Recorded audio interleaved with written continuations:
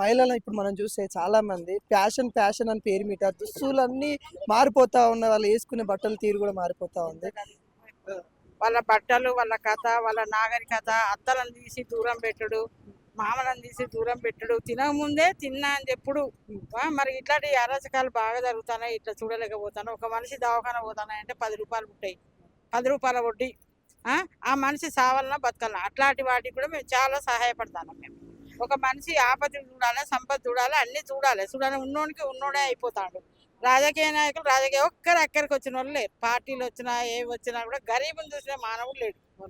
లేనప్పుడు మేమేం చేసాం, మా సంఘం తరపున మనకు చేతనైన కాడికి ఈ స్త్రీశక్తి సంఘంలో మనమే ఏదన్నా ఒక హెల్ప్ చేసుకుంటూ పోదాం మెల్లమెల్లగా అనుకుంటా. కానీ ఎవరు సహాయం కోరలే, ఎవరు మాకు ఇవ్వలేదు. మా శక్తితోటి మేము చేసుకుంటాను.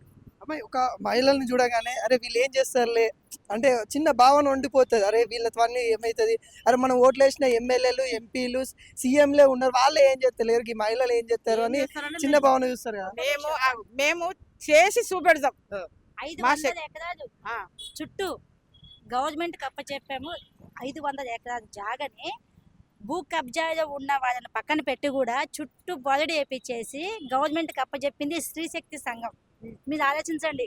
ఇంకేమి ఎట్ట చేయలేకపోయినాం మేము, ఏది సాధించలేకపోయినాం మేము. అవునా?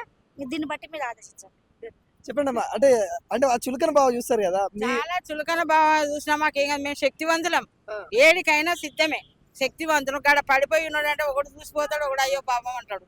అలాంటి వాళ్ళకు ఎవరు దిక్కు? రాజకీయ నాయకులు వచ్చి వాళ్ళ దగ్గర ఎమ్మెల్యేలు ఎంపీలు కూర్చుంటారా?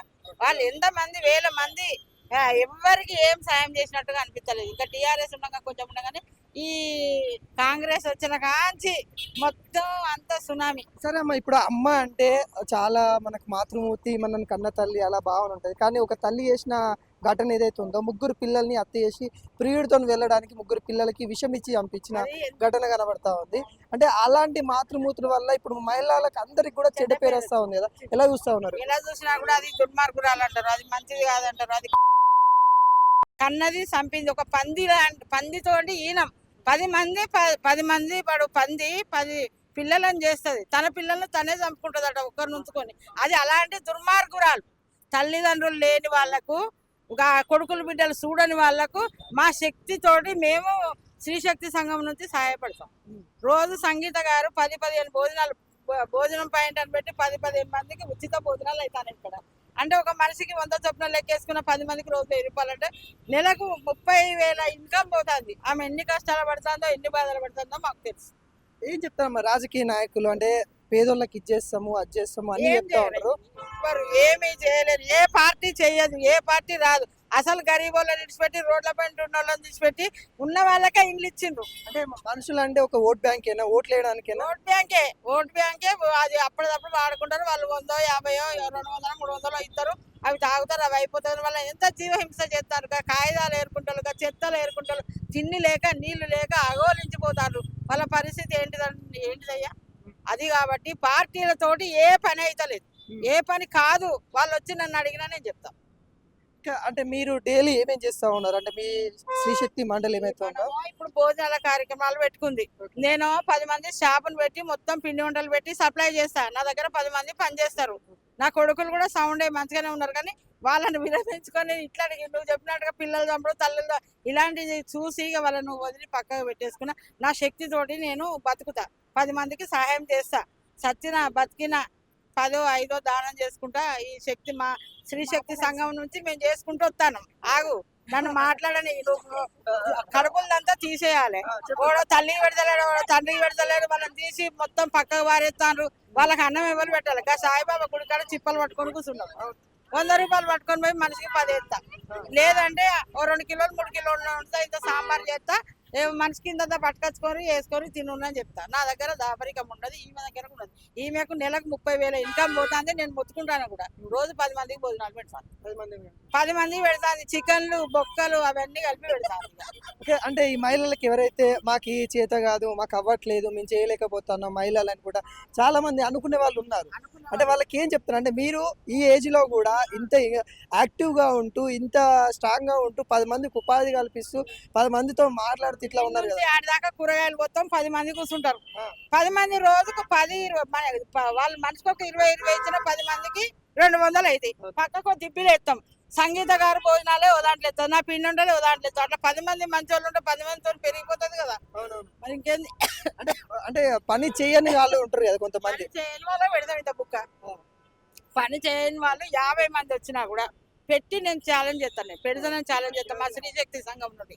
చూసారు కదా అమ్మ ఈ ఏజ్ లో కూడా తను కష్టం చేయడానికి రెడీగా ఉంది. కొంతమంది వాళ్ళు యవ్వనంలో ఉన్నా కానీ కష్టపడడానికి మరి ఒళ్ళు ఉంచకుండా గ్యాస్ పొయ్యిలు వచ్చే కూర్చుండే కుర్చీలు బాయే, అవి బాయే, ఇవి బాయే, వంగి కూదడానికి మంట లేకుండా పోయి కట్టెలు ఉండి కొత్త కొత్త ఆలోచనలు వచ్చి పొరగాలను చంపుతారు, అటు పోతారు ఇటు పోతారు, అన్ని మనం ఏం మాట్లాడుకోవద్దు. ఒకప్పుడైతే కట్టెల పొయ్యి మీద మంచిగా నేను చేసిన 10 బర్రెల సాకిరి, 20 బర్రెల సాకిరి చేసిన, పెండెత్తిన, 10 బర్రెల పాలు పిండిన, హోటల్ పెట్టిన. ఒక 50 ఏళ్ళ నుంచి మా అత్త మామ అయ్యాం నుంచి మాది వరంగల్ జిల్లా.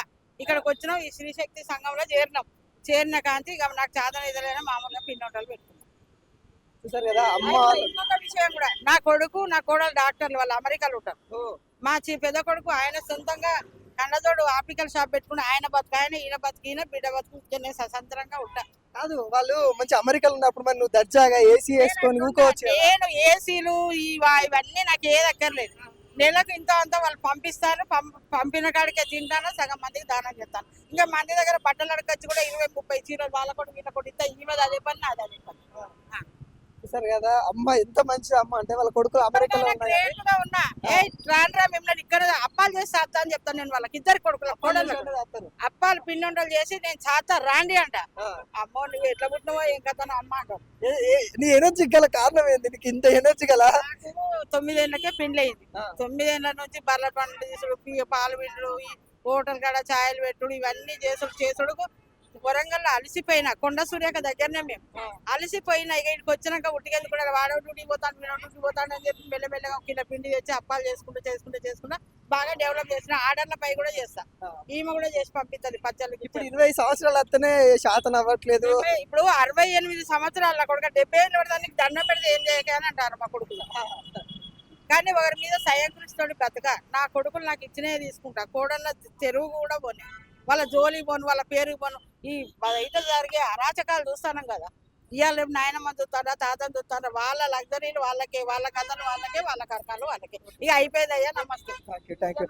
చూసారు కదా అమ్మాయి ఎంత చక్కగా మాట్లాడుతుందో. ఈ ఏజ్ లో కూడా తను అంటే గతంలో ఆ తరం జనరేషన్ కి వాళ్ళు మన మాటలో చెప్పలేం వాళ్ళు, ఎందుకంటే వాళ్ళ యొక్క మాతృత్వం కానీ లేకుంటే వాళ్ళ గ్రేట్నెస్ కానీ వాళ్ళకి మనం చెప్పలేకపోతున్నాం. ఇంకొంతమంది అయితే ఉన్నారు, మాట్లాడే ప్రయత్నం అయితే చేద్దాము.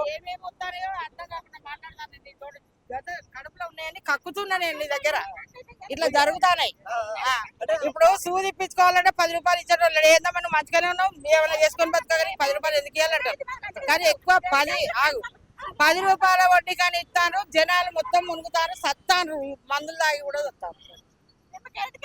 పైసలు పైసలు కాదు ఇట్లా మనం మాట్లాడుకుందాం. 20 సంవత్సరాలు ఉన్న వాళ్ళు పని చేయట్లేదు, ఆమెకి 70 సంవత్సరాలు పని చేస్తుంది కదా. పిల్లలు ఉన్నారు కదా సార్,